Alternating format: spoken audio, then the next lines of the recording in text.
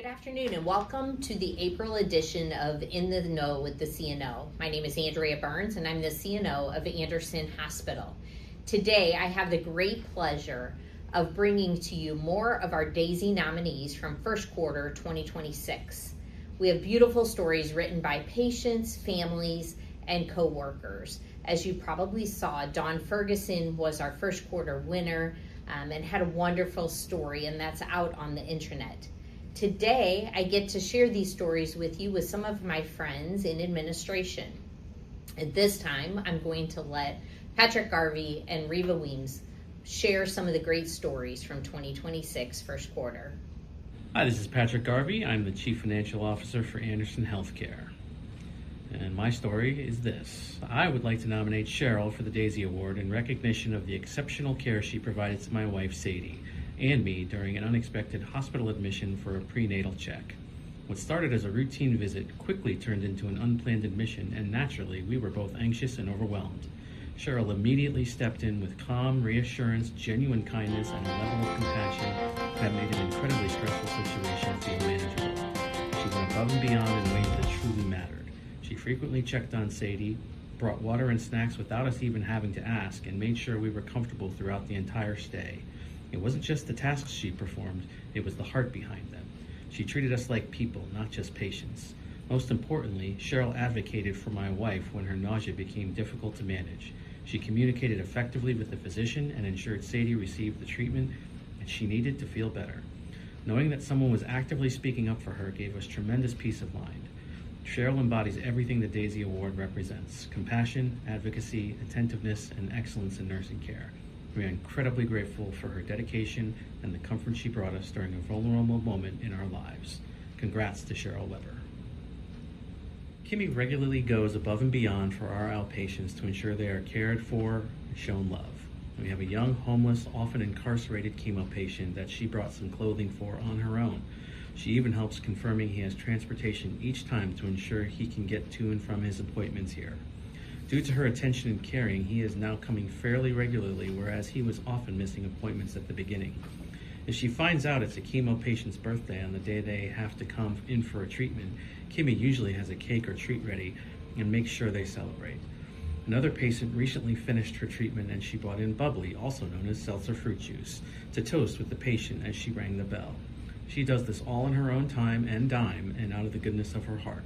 Not to mention, she is the sole outpatient nurse at CHS managing these appointments, schedules, and patients. She will often stay way past her shift to complete an infusion if the need arises. She is a phenomenal nurse and human. Congrats to Kimmy Jones. Hi, my name is Reva Weems. I'm the Chief Human Resources Officer here at Anderson Healthcare. The two stories that I get to share today are following.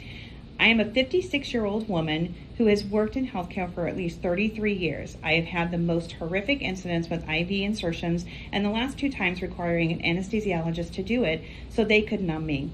Every time I have a procedure requiring an IV, I will put off the procedure, put off going to the ER, etc., because I'm terrified of getting an IV, and I know that I'll have to argue with a nurse about it.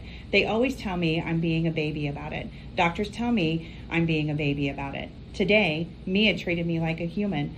She treated me like a human being who has had a horrific issue with prior clinicians regarding IVs. She took her time, didn't treat me like I'm crazy, didn't tell me I've been doing this forever. She used lidocaine patches to numb. That made a difference. Then she came back an hour later to insert my IV. It almost was painless. I cried afterwards because of how much respect that she gave me. More patients need to be treated and heard like how she's heard me. Congrats, Mia Cass. I would like to nominate Nurse Sam for the DAISY Award because of the exceptional compassionate kindness and professionalism that he showed while caring for my mother. My mother was in a very vulnerable state, confused, frightened, and not herself. During such a difficult and emotional time, Sam treated her with dignity, patience, and genuine kindness. He did not just care for her medically, he cared for her as a person. He spoke to her calmly, reassured her, and made her feel safe and respected. Even when she did not fully understand what was happening, Sam also showed incredible compassion toward me and our family. He took time to explain things, answer questions, and provide comfort when we were worried and overwhelmed. His calm presence brought a sense of peace during a very stressful and frightening situation. What stood out most was Sam's heart. He treated my mother the way anyone would hope that their own loved one would be treated, with empathy, patience, and respect. His kindness and dedication made an unforgettable difference in her care and in our experience. Because of Nurse Sam, we felt supported, comforted, and less alone. He represents everything the Daisy Award stands for, and we will always be grateful for the care he provided. Congrats, Sam Clay.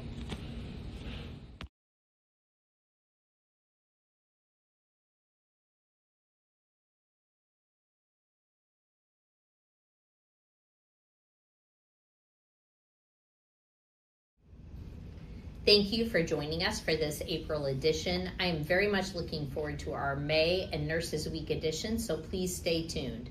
Have a great one. Thank you.